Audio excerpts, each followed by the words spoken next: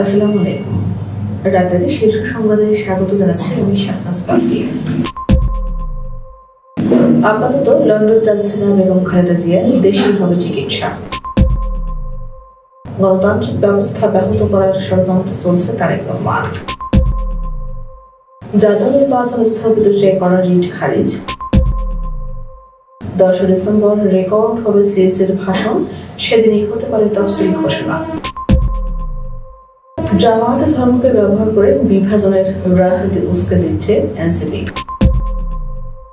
ওবায়দুল কাদের সহ 14 সচিবের বিরুদ্ধে দুদকের মামলা।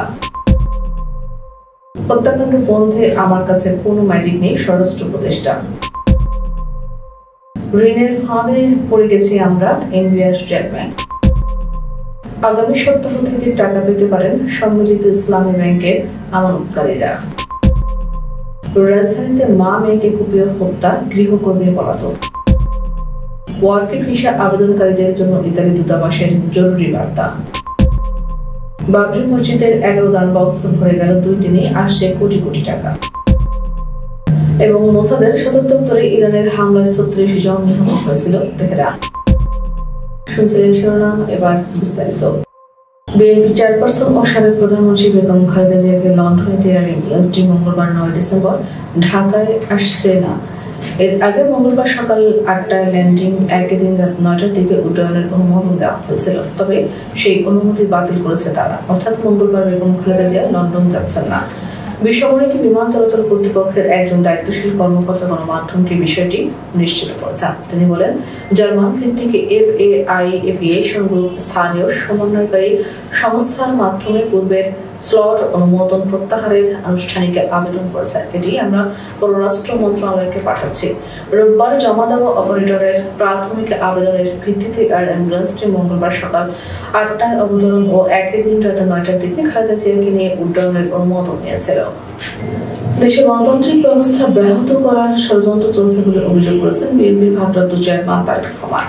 সোমবার বিকালে রাজধানীর খামারবাড়ি কৃষি ইনস্টিটিউটে বিএনপির দেশ গড়ার পরিকল্পনা শীর্ষক কর্মসূচিতে লন্ডন থেকে ভার্চুয়ালি যুক্ত হয়ে তিনি একথা বলেন। তারেক রহমান বলেন, দেশে কোনো জবাবদিহিতা না থাকায় বিগত স্বৈরাচার সরকারের বিরুদ্ধে আমরা আন্দোলন করেছি। মানুষ বেঁচে আছে না মরে গেছে, কোনো জবাবদিহিতা ছিল না। একমাত্র গণতন্ত্রই পারে দেশের সমাজ ও রাষ্ট্রের জবাবদিহিতা নিশ্চিত করতে, জনগণের কাছে জবাবদিহি করতে। বাধ্য থাকে একমাত্র নির্বাচিত সরকার। দেশের জন্য যা কিছু ভালো তা করতে পারে একমাত্র নির্বাচিত সরকার। আসন্ন ত্রয়োদশ জাতীয় সংসদ নির্বাচনের সব কার্যক্রম স্থগিত চেয়ে দায়ের করা রিট উত্থাপিত হয়নি মর্মে খারিজ করে দিয়েছেন হাইকোর্ট। সোমবার বিচারপতি শিকদার মাহমুদুর রাজির নেতৃত্বাধীন হাইকোর্ট বেঞ্চ এ আদেশ দেন। আদালতের রিটের পক্ষে ছিলেন অ্যাডভোকেট ইয়ারুল ইসলাম। গত 3 ডিসেম্বর বাংলাদেশ কংগ্রেসের পক্ষে দলটির মহাসচিব আইনজীবী ইয়ারুল ইসলাম হাইকোর্টে সংশ্লিষ্ট শাখায় এই রিট করেন। ত্রয়োদশ জাতীয় সংসদ নির্বাচন ও গণভোটের তফসিল ঘোষণাকে সামনে রেখে প্রধান নির্বাচন কমিশনার এম নাসিরউদ্দিনের ভাষণ আগামী 10 ডিসেম্বর রেকর্ড করা হবে। এ বিষয়ে বাংলাদেশ টেলিভিশন ও বাংলাদেশ বেতারকে প্রস্তুতি নিতে নির্দেশ দিয়েছে নির্বাচন কমিশন। সোমবার রাজধানীর আগারগাঁও নির্বাচন ভবনে সাংবাদিকদের প্রশ্নের জবাবে ইসির জ্যেষ্ঠ সচিব আক্তার আহমেদ এই তথ্য জানান। তিনি বলেন, বিটিভি ও বেতারকে ইতিমধ্যে চিঠি পাঠানো হয়েছে। 10 ডিসেম্বর নির্বাচন ভবনে সিএসির ভাষণ রেকর্ড করা হবে। ওই দিন অথবা পরদিন 11 ডিসেম্বর ভাষণটি প্রচার করা হতে পারে। ধারণা করা হচ্ছে সিএসির এই ভাষণের মাধ্যমে তফসিল ঘোষণা করা হবে। জামাত ইসলামী ধর্মকে রাজনৈতিক হাতিয়ার হিসেবে ব্যবহার করে বিভাজন, ঘৃণা ও সহিংসতার রাজনীতি উস্কে দিচ্ছে বলে মনে করে জাতীয় নাগরিক party NCP.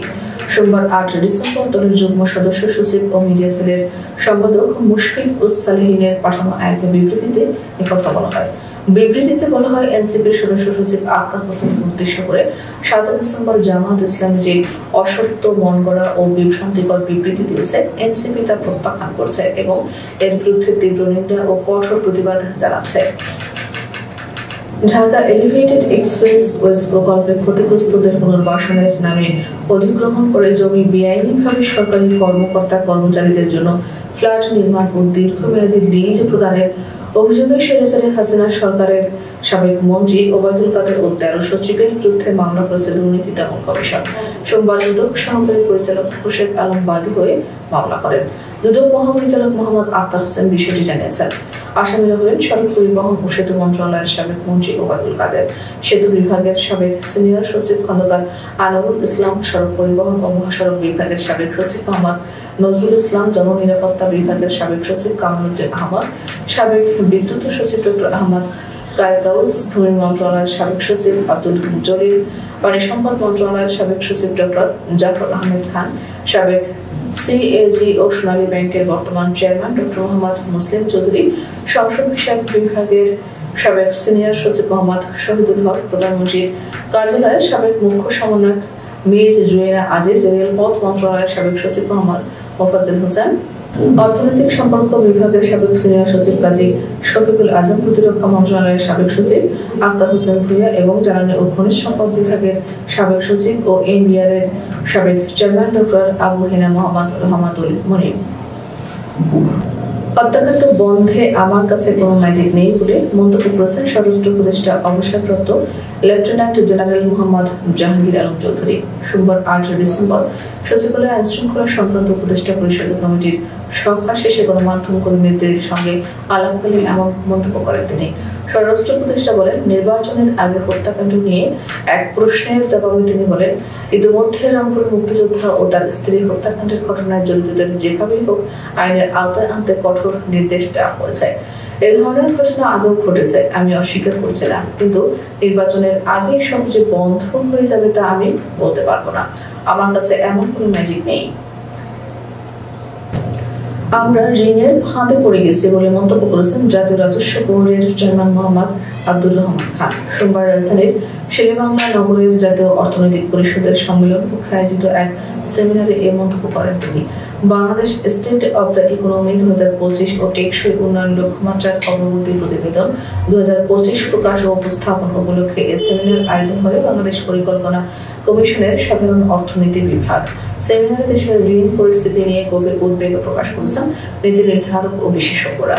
NBR chairman Mohammad Abdur Rahman Khan বলেন, আমরা ইতিমধ্যে ঋণের ফাঁদে পড়েছি, এই সত্য স্বীকার না করলে সামনে এগোনো সম্ভব নয়।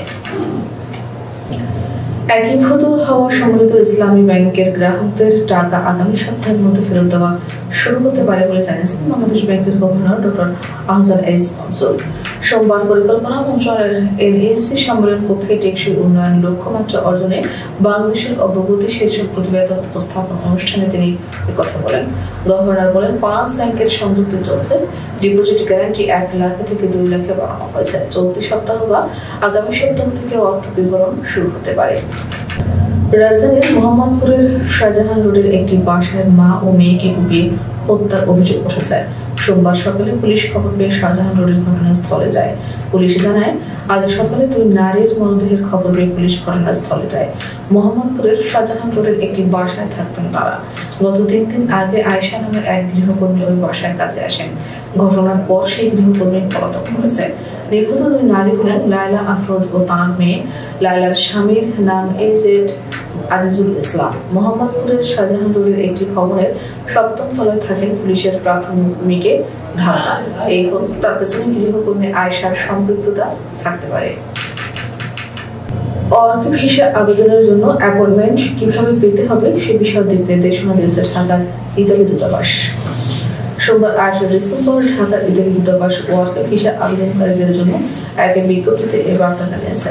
বিজ্ঞপ্তিতে বলা হয়, ওয়ার্ক ভিসা আবেদনের জন্য অ্যাপয়েন্টমেন্ট কিভাবে পাবেন সে সম্পর্কে কিছু প্রশ্নের উত্তরে দূতাবাস নিম্নলিখিত বিষয়গুলো মনে করিয়ে দিতে চায়। যাদের 2025 সালে ইস্যু করা অথবা 2025 সালে পুনঃনিশ্চিত করা একটি ওয়ার্ক ব্যবস্থা আছে, তাদের একটি নির্দিষ্ট লিঙ্কে ভিএফএস গ্লোবালের নির্দিষ্ট ওয়েব পোর্টালে নিবন্ধন করতে হবে। যাদের কাছে 2023-24 সালে ইস্যু করা একটি ব্যবস্থা আছে, তাদের ইতালিয়ান ইমিগ্রেশন অফিস কর্তৃক তাদের ব্যবস্থার পর্যালোচনা সম্পন্ন না হওয়া পর্যন্ত অপেক্ষা করতে হবে। কলকাতার রাজনীতিবিদ হুমায়ুন কবিরের প্রস্তাবিত বাবরি মসজিদের জন্য দানের ঢল নেমেছে। মোট 11টি দান বক্সে রাখা হয়েছিল সভাস্থলে, যেগুলো 2 দিনে পড়ে গেছে পুরোপুরি। রোববার রাতে বিশেষ মেশিন দিয়ে রুপি গোনা শুরু হয়। এখন পর্যন্ত 4টি বক্স আর একটি বস্তা মিলিয়ে পাওয়া গেছে 37,33,000 রুপি। শুধু নগদ নয়, অনলাইনেও এসেছে অনেকে দান। কিউআর কোড স্ক্যান করে এখন পর্যন্ত এসেছে 93 লাখ রুপি। তৃণমূল কংগ্রেস হুমায়ুনকে ইতিমধ্যে দল থেকে বরখাস্ত করেছে। 6 ডিসেম্বর তিনি বেলডাঙ্গায় বাবরি মসজিদের ভিত্তিপ্রস্তর স্থাপন করেন। সেদিনই রাখা হয়েছিল 11টি বনদান বক্স। হুমায়ুনের দাবি মানুষ মন করে দান করেছেন। দানের পরিমাণ কয়েক কোটি রুপিও ছাড়িয়ে যেতে পারে। ইসরায়েলের সঙ্গে সাম্প্রতিক যুদ্ধে মোসাদের সদর দপ্তরে ইরানের ক্ষেপণাস্ত্র হামলায় 36 জন নিহত হয়েছিল।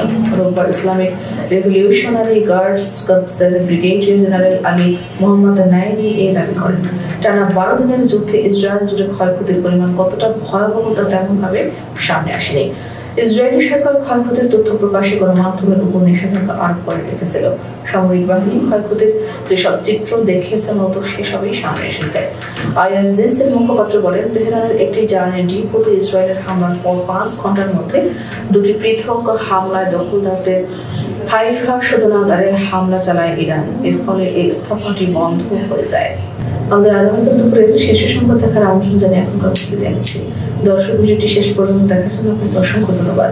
নিত্য নতুন সংবাদ পেতে আমাদের ইউটিউব চ্যানেলটি সাবস্ক্রাইব করুন এবং নোটিফিকেশন পেতে বেল বাটনটি ক্লিক করুন এবং আমাদের ফেসবুক পেজটিতে লাইক করুন। এছাড়া আমাদের ভিডিওতে লাইক দিয়ে শেয়ার করুন। আল্লাহ হাফেজ।